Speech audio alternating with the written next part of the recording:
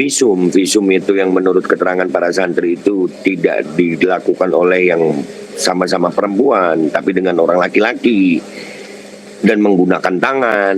Nah, ini kan ini psikologis tumbuh kembang anak itu terganggu di situ, dan itu akan teringat seumur hidup.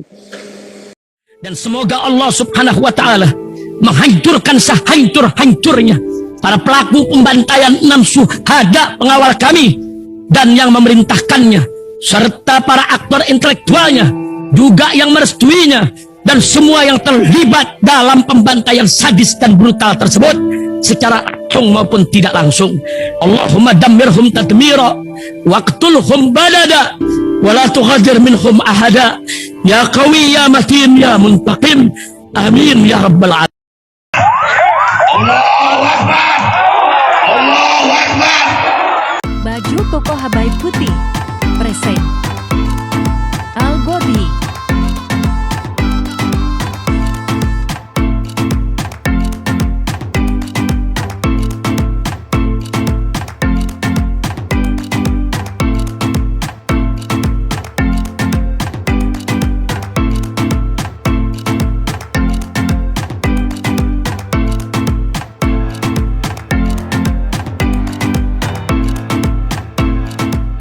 Saya sedang live streaming bersama Babe Aldo, dan kebetulan beliau ini sedang berada di Jember, di di Pengadilan Negeri Jember, di mana saat ini sedang berlangsung sidang pencabulan kepada tersangka FM, kasus pencabulan Be ya. Ya, kasusnya harus pencabulan. Kita langsung saja Be. Ini Babe mengikuti dari awal Be ya? Bukan awal banget ya, cuman dari bulan Januari setelah beliau ditahan ya. Oke, sebentar. Nah, sepemantauan Babe ini mengikuti sidang beberapa kali di PN Jember. Seperti apa? Perkembangannya seperti apa, Be? Ya, kalau mau cerita dari awal ya, sebenarnya dari awal kasus ini kan merebak itu sangat masif pemberitaan, bahkan sampai di media TV nasional ya kan, bahwasanya Kiai FM ini dituduhkan dengan tuduhan pencabulan terhadap santrinya. Yang membuat saya datang ke sini itu karena ada rasa janggal di hati. Rasa janggalnya itu adalah biasanya itu kalau kasus pencabulan itu pelapornya adalah korban. Pelapornya korban, tapi setelah kami tahu itu pelapornya bukan korban. Korban tidak melaporkan, hanya korban itu dibuat jadi saksi korban. Jadi untuk kepastiannya saya datang ke Jember untuk melihat langsung di lokasi ya, sampai menemui para korban. Dan para korban akhirnya memang sekarang secara resmi sudah sah dan meyakinkan mengaku di persidangan bahwasannya korban ini tidak merasa menjadi korban pencabulan. Nah, kenapa sampai di kepolisian itu ada BAP yang menyatakan mereka korban pencabulan? Dari pengakuan para korban itu adanya intimidasi kepada para korban, sehingga mereka korban ada yang mengaku bahwasanya korban mengaku bahwasanya ada kalimat akan dirubah BAP setelah tanda tangan begitu. Baik. Jadi begini Be, saya cerita sebentar Be ya. Ya. Waktu awal kasus itu mencuat sebenarnya saya sudah tahu Be. Saya sudah mendengar, kebetulan saya kenal dengan orang dekat FM ini gitu, dan beliau itu bercerita, saya bercerita dulu nih Be ya. Siap. Jadi beliau ini bercerita bahwasanya itu sebenarnya adalah konflik keluarga, kurang lebihnya begitu. Jadi faktornya ini adalah si istri ini merasa merasa dianaktirikan lah kurang lebihnya begitu, karena ada beberapa hal sehingga terjadi konflik dalam keluarga itu, sehingga pada akhirnya terjadilah hal-hal seperti itu karena ada kemungkinan beberapa fasilitas, beberapa apa namanya ya yang dimiliki oleh si istri ini ditarik kembali oleh FM, kurang lebihnya begitu. Nah, konflik itu kemudian sampai berujung kepada berpisah rumah, kurang lebihnya begitu. Dari berpisah rumah ini mungkin merasa sakit hati si istri ini, sehingga apa namanya ya, karena fasilitas juga beberapa sudah mulai berkurang, income ke dianya mungkin sudah mulai berkurang, sehingga muncul rasa sakit hati itu. Faktornya menurut orang teman saya ini, faktornya bukan hanya sekedar sakit hati karena itu, tapi FM ini menurut teman saya itu adalah orang yang merangkak dari bawah. Jadi istri ini sama FM ini merangkak dari bawah sehingga sekarang sudah bisa dibilang secara ekonomi sudah mapan, santri juga sudah banyak, pondok sudah besar, lalu kemudian ada kisruh seperti ini. Jadi proses sakit hati itu kira-kira yang menjadi faktor yang kemudian sampai ada pelaporan seperti itu. Gitu, Be. Kalau kata teman saya begitu. Kira-kira menurut Babe seperti apa nih, Be? Ya, wallahu alam ya, kita nggak bisa ikut campur urusan rumah tangga orang. Cuman yang jadi perhatian saya di sini adalah mau bermasalah rumah tangga seperti apapun, tolong jangan melibatkan orang lain. Apalagi di situ yang terlibat ini adalah santri-santri. Yang notabene orang tua santri itu menitipkan anak-anaknya di pondok pesantren ini bukan untuk kasus, tapi untuk belajar gitu. Kebayang nggak dari 4 orang itu tersemat secara masif di nama mereka seumur hidup bahwasanya mereka adalah korban pencabulan padahal tidak. Nah, itu yang menjadi concern awal ya, perhatian awal gue gitu. Kesian ini para santri ini masih usia remaja dan ada salah satu santri korban itu sampai dimusuhin sama kakak-kakaknya karena sudah dicap, distempel gitu. Mereka adalah korban pencabulan dan itu kan kehormatan perempuan ini kan luar biasa. Nah, terlepas dari bagaimana Fahim dengan istrinya ini, buat saya alangkah baiknya diselesaikan secara kekeluargaan mestinya. Ya, diselesaikan secara kekeluargaan, bukan dengan cara seperti ini. Sampai akhirnya mengorbankan para santri. Ini nggak main-main loh masa depan para santri. Ya, andai kata Mas Yunus ini punya anak yang jadi korban begini kan otomatis itu beban mental luar biasa dari para santri dan alhamdulillah membersihkan nama santri ini sudah berhasil ya hitungannya. Para santri mereka sempat mengalami trauma karena mereka dipanggil berapa kali, diintimidasi. Mereka merasa terintimidasi dengan dijemput di rumah, dibawa ke polsek, dibawa ke polres, mengalami visum itu yang menurut keterangan para santri itu tidak dilakukan oleh yang sama-sama perempuan tapi dengan orang laki-laki dan menggunakan tangan. Nah, ini psikologis tumbuh kembang anak itu terganggu di situ dan itu akan teringat seumur hidup. Ya, jadi masalah Fahim dengan istrinya itu terserah dia, itu selesaikan secara kekeluargaan. Cuman kami tetap concern utama adalah para santri ini, para santri. Ya, karena para santri ini yang harus kita perjuangkan sama-sama. Harus kita perjuangkan sama-sama. Ini ya, pemberitaan di media yang waktu itu ya menyatakan itu beban mental buat para santri, buat keluarga santri. Ya, bukan hanya untuk keluarganya Fahim, bukan hanya tentang keluarga pondok pesantren itu aja, bukan, tapi anak-anak santri itu. Alhamdulillahnya sampai hari ini orang tua santri korban itu anak-anaknya masih belajar di pondok.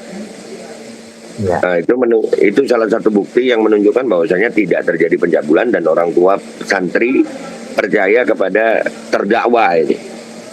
Percaya, masih terpercaya walaupun di penjara, anak-anaknya masih di pondok gitu, masih belajar. Artinya kan kepercayaan terhadap pondok pesantren tidak berubah. Bahkan alhamdulillah sekarang sudah ada santri baru yang udah daftar. Nah ini Mas Yunus yang perlu digarisbawahi. Memang salahnya Fahim satu sih kalau yang dari saya lihat, milih istri nggak pakai istikharah.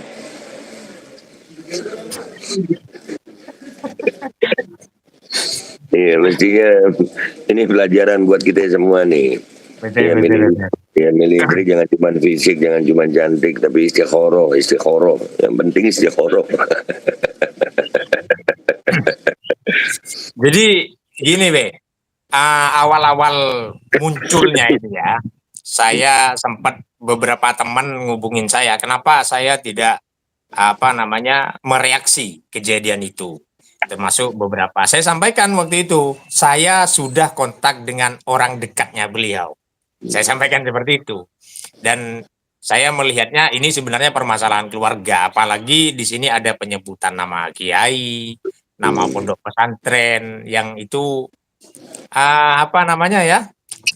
gak enak lah untuk kemudian dipublikasi. Dan itu sempat saya sampaikan sebenarnya Be.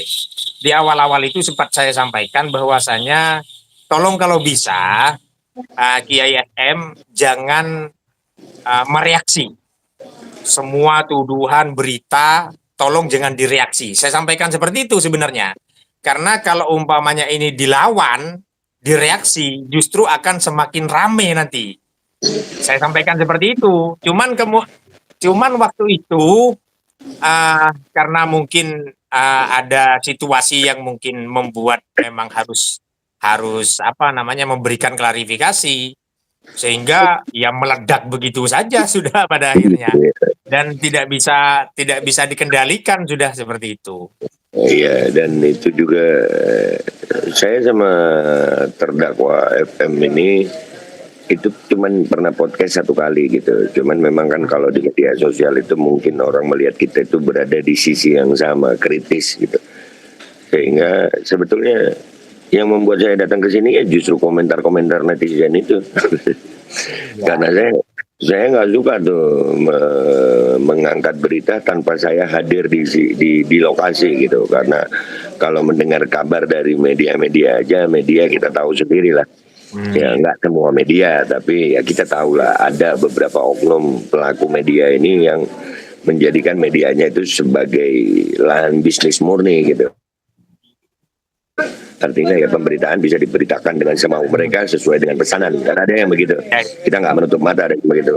Ya, dan apalagi kemarin gue ngelihat Kiai Fahim ini begitu kasusnya naik, itu ada beberapa tokoh buzzer yang ikut bersuara. Bagi gue kalau sudah buzzer bersuara berarti ada uangnya kan gitu. Kalau ada uangnya berarti iya. Udah gue terus terang aja nggak apa-apa. Iya, kalau buzzer udah bersuara itu ada uangnya. Kalau udah ada uangnya berarti ada bosnya. Kalau ada bosnya berarti ada yang menunggangi. Nah ini apa? Nah itu makanya saya langsung turun ke Jember. Bayangin aja gue tuh dari bulan Januari sampai hari ini. Udah 4 bulanan ya. 4 bulanan itu mendadak jadi warga Jember gue. Iya mendadak jadi. Karena ini kasus harus tuntas. Karena ya itu tadi, concern gue adalah bukan tentang kiainya, bukan, tapi lebih ke arah santriwatinya. Ya. Iya, bahkan yang disebutkan salah satu korban itu tetangga saya loh, Be.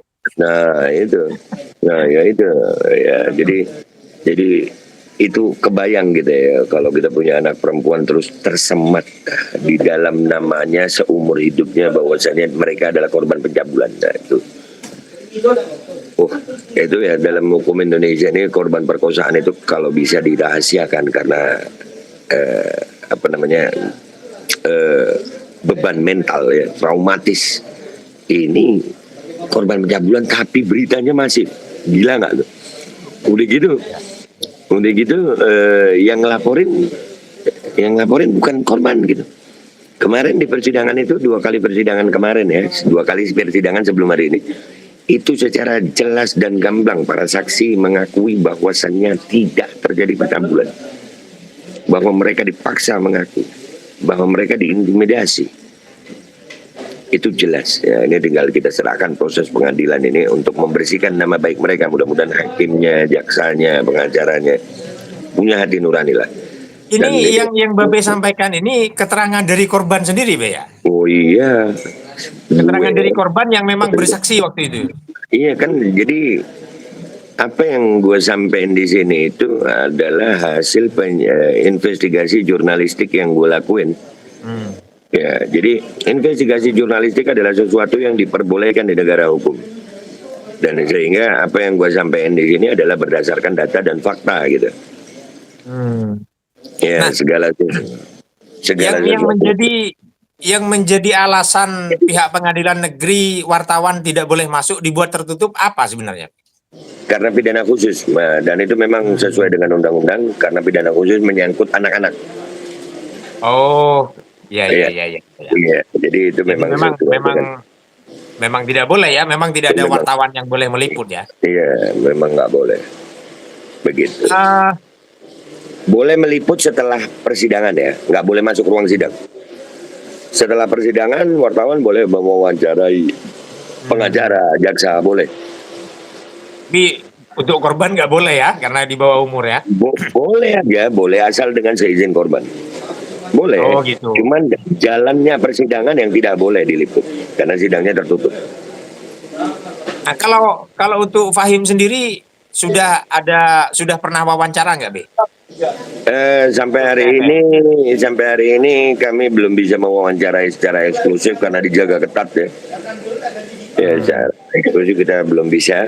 Kita masih, karena Fahim datang di persidangan, dikawal, masuk ruang sidang, keluar, pulang langsung ke tahanan. Jadi belum ada pernyataan resmi dari Fahimnya kecuali lewat pengacaranya mungkin ya. Ya, kalau arah dari keterangan yang diberikan oleh pengacara mungkin. Kira-kira nih arah putusannya nanti kemana nih, Be? Wallahu alam, karena kita melihat di sini ini Indonesia gitu. Ini Indonesia, segala kemungkinan masih bisa terjadi. Bahkan gue bilang sama anak-anak, yang paling penting adalah bukan bagaimana bunyi putusan sebenarnya, tapi bagaimana opini masyarakat. Karena opini masyarakat inilah yang akan kalian hadapi nanti. Ya, tapi alhamdulillah dengan adanya persidangan ini, opini masyarakat sudah clear bahwasanya anak-anak ini bukan korban pencabulan tapi korban fitnah. Enggak, yang membuat Babe merasa harus turun tangan bolak-balik ke Jember nih saya anggap ya mengawal persidangan FM ini apa sih sebenarnya, Be? Rasa cinta kepada santri ya. Mereka anak-anak kita semua, generasi muda bangsa ya, yang apalagi memang punya pondok besar, Be ya. ya, jadi Punya pondok besar, punya cabang juga. dan beberapa kasus kan pencabulan dari kiai ini kan banyak ya, dan itu membuat nama pondok pesantren makin jelek aja ya kan. Betul. Ya, gue ini Jadi bukan arahnya ya. memang kiai pondok pesantren itu dipojokkan gitu, Be ya. Arahnya ke sana sehingga begini, ada opini yang berkembang di masyarakat, ada image buruk di pondok pesantren itu sehingga menimbulkan kekhawatiran juga di beberapa wali murid untuk memondokkan anaknya. anak. Ya, jadi Itu sangat tidak baik sekali kalau sampai Iya. berkembang seperti itu. nah itu yang menjadi concern, perhatian gue. Gue ini bukan muslim yang taat, gue bukan muslim yang baik, tapi gue masih punya cinta buat agama ini, buat bangsa ini. Apalagi ini terjadinya memang janggal gitu, kita dari awal itu lebih ke arah penasaran gue gitu. Ya, gue orangnya kalau udah penasaran harus nyari fakta, ya harus dapat fakta gitu. Ya, karena kita ini orang media gitu, fakta itu paling utama. Tanpa fakta, jangan sekali-sekali kita sampai menggadaikan hati nurani, menggadaikan idealisme, menggadaikan kebenaran hanya demi segepok rupiah umpamanya. Ya, jangan begitu ya. Kita hidup memang perlu uang, tapi kebenaran tetap harus kita sampaikan. Jadi yang paling membuat gue jadi semangat ini adalah anak-anak santri itu. Anak-anak santri itu gue sempat mewawancarai mereka kan, mereka mengalami rasa traumatis yang mendalam. Mereka trauma dan Khususnya bagi korban, Be ya. ini 3 bulan gue sama mereka, 3 bulan mendampingi mereka, memberikan sampai kita punya tenaga psikiater untuk mengembalikan rasa percaya diri mereka. Nah, untuk ini, Be, untuk korban ini sebenarnya yang kemudian ditetapkan sebagai korban dan harus bersaksi ini berapa orang sebenarnya sih, Be? Yang ditetapkan sebagai korban ini total 4 orang yang kami lihat di BAP ya. Ya cuman Ya, saksi banyak. Dari awal kan berkembangnya kan ada 11 orang, kemudian menjadi 9 dan semacamnya itu, Be. Ya itulah yang membuat kami juga janggal ini kasus janggal gitu. Ini janggal banget gitu. Ya, apalagi setelah gua nanya waktu pertama kali gua ketemu dengan para korban, gua nanya langsung, kalian dicabuli? Enggak. Kalian merasa apa ini? Kalian menjadi korban pencabulan atau korban fitnah? Korban fitnah. Itu saya ulang-ulang pertanyaan itu. Dan mereka menjawabnya itu dengan apa ya, rasa takut gitu. Ini nanti nggak ditahan, ini nanti nggak begini ya, begitu. Tahu nggak? Jadi mereka tuh mengakui kebenaran itu dengan rasa takut. Dan akhirnya mereka kan terisolasi juga ini, Be ya. Iya, dan itu selama beberapa bulan ini kita menjaga ya. Punya hati kita punya hati. Kita punya hati, kita punya rasa cinta gitu ya, punya rasa sayang. Dan mereka ini bukan orang-orang yang ekonominya mapan, bukan. Betul. Bukan. Mereka ini dalam keadaan yang di bawah, ekonomi menengah ke bawah. Bahkan ada salah satu korban yatim piatu. Ya, Jadi kalau nanya kenapa Babe sampai begini, punya hati masih. Kalau ya, karena kerugiannya sangat banyak ya, bukan hanya psikologis, kemudian ruang gerak mereka juga akhirnya terbatas, yang mereka seharusnya bermain dengan teman-temannya tidak bisa belajar bermain. nikmat, ya, mestinya bisa belajar nikmat. Ini belajar dengan harus apa ya, punya tanggung jawab untuk menjadi saksi di pengadilan. Mereka nggak pernah tahu pengadilan ini gimana. Betul. Iya, mereka nggak tahu itu. Mereka mengalami itu semua. Jadi ini yang membuat Babe Aldo harus turun ke Jember.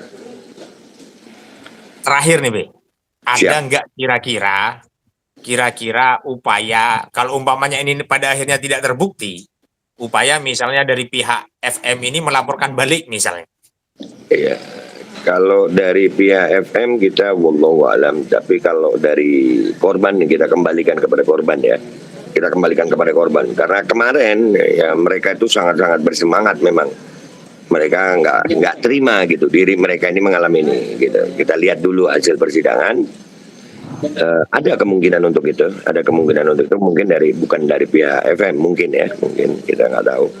Mungkin juga dari pihak santri. Ya, karena mereka juga punya hak untuk mendapatkan keadilan gitu. Ya, mereka kebayang nggak sih? Mereka niat belajar. Mereka masuk, orang tua nih ngedaftarin anaknya ke pondok itu niatnya belajar untuk dapat pendidikan agama, untuk jadi anak baik, jadi orang baik gitu. Terus mengalami ini semua. Yang ini sangat merugikan mereka. Ada kemungkinan yang sangat besar mereka akan menuntut balik. Ada kemungkinan yang sangat besar untuk itu. Baik, saya beri waktu untuk penutup nih, Be. Penutup. Siap. Dengan kejadian seperti ini, apa yang semestinya kita sebagai masyarakat ambil hikmah dari kejadian-kejadian ini, Be? Ya, yang pertama kalau milih istri sekhoroh dulu. Itu hikmah paling utama. Ya, karena istri ini bisa surga, bisa neraka buat kita. ya, nggak sedikit juga istri yang jadikan suaminya itu rumah tangganya itu surga, banyak. Mudah-mudahan istri-istri kita termasuk yang begitu. Dan nggak sedikit juga istri yang bikin neraka gini, ya kan? Ya itu yang pertama. Yang kedua untuk masyarakat ya, untuk masyarakat ya, kita sudah sampai di zaman di mana media ini sangat mudah diakses, dan sangat mudah diakses. Allah berikan kita akal sehat, hati, ya, itu disehatkan akal, dibersihkan hati, sehingga kalau ada kasus-kasus yang menyangkut yang seperti ini, itu jangan buru-buru mengambil kesimpulan. Jangan buru-buru mengambil kesimpulan. Kita lihat dulu ada janggal nggak. Jangan menilai kebenaran itu dengan kebencian atau rasa cinta. Kalau benci ya, kalau dengan kebencian dan rasa cinta, kebenaran itu nggak ada harganya gitu. Kalau kita udah benci ya salah terus. Kalau kita udah cinta ya benar terus. Nggak begitu. Kebenaran itu kenapa Dewi Keadilan itu kan matanya tertutup? Karena nggak pakai perasaan dia. Dia nggak pakai perasaan, nggak ngelihat siapa orangnya, apa kedudukannya, nggak ada. Hukum adalah kebenaran, adalah kebenaran. Nah, kita sebagai masyarakat, gue berharap bisa begitu. Dalam setiap permasalahan, dalam setiap kasus, kita utamakan yang kebenaran dulu. Jangan termakan framing media. Sekarang ini kebenaran dan hoax itu posisinya sama di media. Bahkan kadang-kadang tergantung orang menilai kebenaran karena viral. Kalau viral itu benar, kalau nggak viral itu salah. Itu nggak bisa begitu. Viral tidak mempengaruhi kebenaran. Jadi pesan gue buat diri gue dan semuanya, dan buat rekan-rekan media, terima kasih Pak Jito. Mudah-mudahan tetap jadi media penyeimbang opini gitu. Ya, penyeimbang opini. Jadi itu penting, opini yang berimbang, agar masyarakat ini tidak tergiring ke salah satu opini aja, sehingga akal manusia ini terkungkum gitu, udah ke situ aja, jangan. Ya, makanya mudah-mudahan Pak Jito sukses terus, tetap semangat. Amin. Ya, jadi media yang menyeimbangkan opini gitu. Siap. Sehingga kabar-kabar yang beredar di masyarakat itu bisa membuat masyarakat lebih menggunakan akal sehat ya. Dan gue karena udah jadi warga Jember nih, kayaknya bakal sering nih jadi korespondennya pajito.com. Apalagi salah satu wartawannya pajito.com ini, Fitriana ini sahabat kita dulu ya kan, dari awal yang masalah motor dibalikin tuh. Iya. Iya. Oke. Terima kasih Babe sudah mau Sama-sama. bergabung di live kami, dan Sama-sama. Semangat. pemirsa Jitu TV. Itu tadi obrolan kita dengan Babe Aldo yang saat ini sedang berada di PN Jember mengikuti sidang FM tentang kasus dugaan pencabulan, ya, bukan dugaan lagi karena sudah sidang. Tentang seperti apa pada akhirnya hasil putusannya, kita tunggu keputusan dari hasil sidang. Begitu. Semoga bermanfaat. Wassalamualaikum warahmatullahi wabarakatuh. Waalaikumsalam warahmatullahi wabarakatuh. Bismillahirrahmanirrahim guys, sekarang ada Babe Rolen, Babe Roti Molen. Roti ini dibuat yang pasti rasanya enak ya, ada 3 rasa. Nih, ada pisang keju, ada tape keju, ada pisang coklat. Ini dibuat tanpa bahan pengawet dan melayani pesanan-pesanan kalian yang seputaran Jabodetabek, bisa buat nemenin ngopi, buat acara-acara boleh. Dan ini karena gue paling suka pisang keju, nih gue dulu yang nyoba nih. Nih dia tuh kayak crunchy gitu depannya tuh.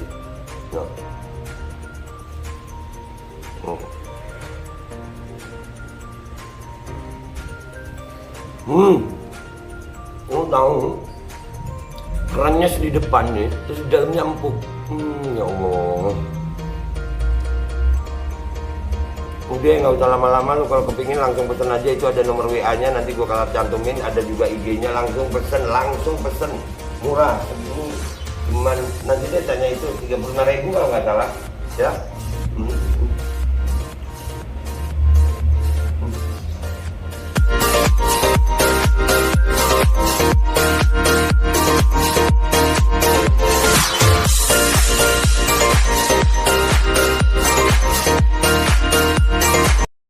Assalamualaikum warahmatullahi wabarakatuh guys. Alhamdulillah gue lagi di Jember dan gue dapat produsen Golden Pro MHA Vito. Ini guys, bahan-bahannya itu di dalamnya ada jintan hitam, ada broto wali, ada sambiloto, ada jahe, pegagan, ada madu hitam, ada propolis dan probiotik. Dan ini alhamdulillah gue udah berapa hari ya? 4 hari gue nyoba ini. Ini langsung aja guys, dia madunya madu hitam ya. Ya bukan madu bini, bukan madu hitam. Ini untuk obat dan untuk imunitas tubuh. Alhamdulillah kemarin gue badan-badan gak enak, gue pakai sehari 3 kali nih produk. Cuman ditetesin di bawah lidah kayak begini. Jangan lupa bismillah, tapi bismillah sama sholawat. Allahumma sholli ala sayyidina Muhammad dan sayyidina Muhammad.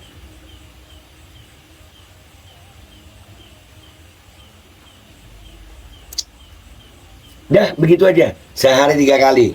Kalian langsung hubungi nomor yang tertera di bawah ini.